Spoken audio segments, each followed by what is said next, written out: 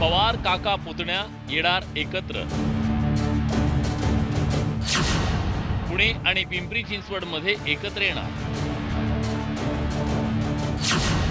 भाजपाचं आव्हान परतवून लावण्यासाठी खेळी. 2023 साली राष्ट्रवादी काँग्रेसमध्ये फूट पडून एका राष्ट्रवादीच्या 2 राष्ट्रवादी काँग्रेस झाल्या. पवार काका पुतण्याच्या पक्षानं लोकसभा आणि विधानसभा निवडणुका वेगवेगळ्या लढवल्या. मात्र महापालिका निवडणुकीत प्रामुख्यानं पुणे आणि पिंपरी चिंचवडमध्ये दोन्ही राष्ट्रवादी काँग्रेस एकत्र लढण्याची शक्यता व्यक्त केली जाते. पुणे आणि पिंपरी चिंचवडमध्ये एकत्र लढण्याचा सूर लावण्यात आला तर वरिष्ठ नेते याबाबत निर्णय घेतील असा युक्तिवादही करण्यात आला.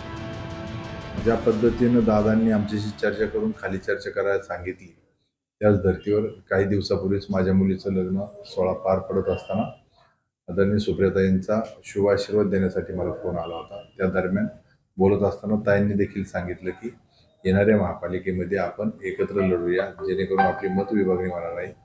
तुम्ही ग्राउंडचे नेते मंडळी तुम्ही आपापसात चर्चा करून घ्या की मतविभाजनाचा फायदा हा भारतीय जनता पक्षाला व्हायला नको आणि म्हणून जर हे मतविभाजन टाळायचं असेल तर समविचारी पक्ष असतील किंवा बाकीचे इतर पक्ष असतील भाजप सोडून या सगळ्या पक्षांशी चर्चा करायला काय हरकत आहे. आणि त्या अनुषंगाने आज देखील मी कोर कमिटीचा मेंबर असल्या कारणाने आज नाना काटे यांच्याशी आम्ही प्राथमिक चर्चा केली. पिंपरी चिंचवड महापालिकेत 8 वर्षांपूर्वी झालेल्या निवडणुकीत भाजपचे तब्बल 77 उमेदवार विजयी होत भाजपची सत्ता आली. अखंड राष्ट्रवादी काँग्रेसचे 36 उमेदवार विजयी झाले. तर पुण्यात 2017 मध्ये झालेल्या निवडणुकीत भाजपचे 97 उमेदवार विजयी झाल्यानं त्यांची एकहाती सत्ता आली. तर अखंड राष्ट्रवादी काँग्रेसचे 39 उमेदवार विजयी झाले.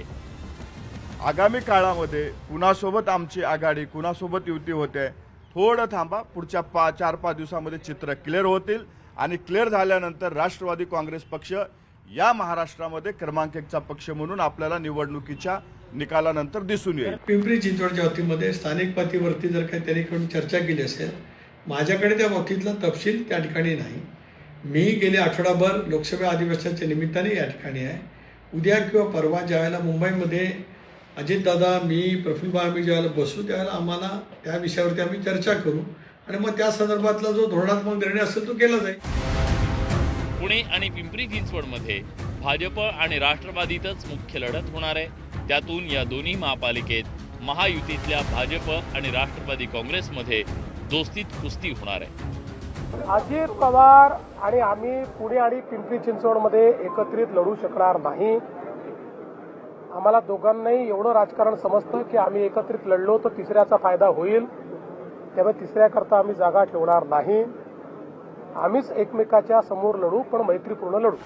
पुणे आणि पिंपरी चिंचवडमध्ये भाजप आणि अजित पवारांची राष्ट्रवादी काँग्रेस आमने सामने आलेले असताना अजित पवारांनी पिंपरी चिंचवडमध्ये महापौर राष्ट्रवादीचाच होणार असा निर्धार व्यक्त केला.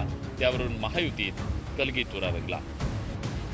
त्या संदर्भात मी यावेळेस काही करून पिंपरी चिंचवड महानगरपालिका राष्ट्रवादी काँग्रेस पक्षाची आणण्याच्या करता मी माझं सर्वस्व पणाला लावतो.